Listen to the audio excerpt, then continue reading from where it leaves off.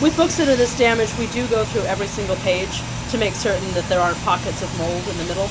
This letter has a small tear here that I'm going to fix. I can get a tool up underneath it and bring it back down where it needed to be in the first place. In June 2003, I got a phone call from Baghdad, from the Coalition Provisional Authority, asking me, what can you do to preserve books and documents that have been in a flood?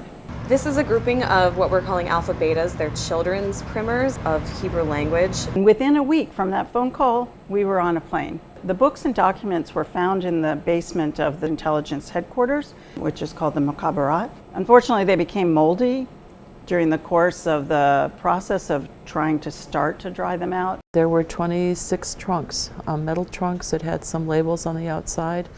And we started opening trunks and just looking at the contents. There were things that were very badly water and mold damaged. We gave it the name Iraqi Jewish Archive. There's some confusion in that it really is not an archive. The books and documents, they had come from different parts of the Iraqi Jewish community. They were never collected as one collection. What you're mostly concerned about with materials that are wet is that you don't want mold to grow, and so freezing will stop that possibility. The CPA in Baghdad got a freezer truck, which wasn't easy. They were transported to the US frozen, and that was actually a pretty big feat. And they went to Texas, where there is vacuum freeze drying facility. That allowed them to be dried.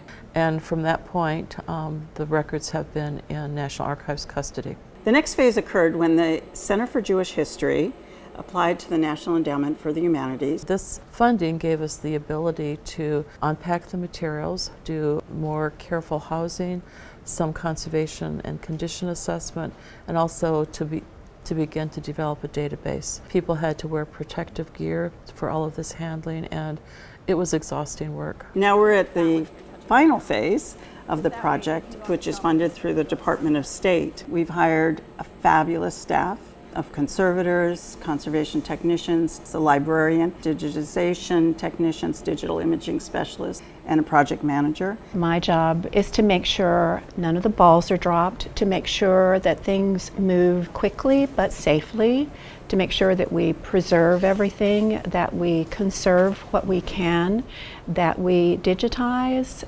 and make available through the database everything that we have. We're developing a website that all these images and a listing of everything in this group of materials can be made available internationally. We also are developing an exhibition which will open in Washington at the National Archives O'Brien Gallery in October 2013. And that will be an exhibit that focuses on the books and documents and the story that they tell about the history of the Iraqi Jewish community. And then the materials will be sent and returned to Iraq. That will include both the materials, the books and documents, as well as the exhibit.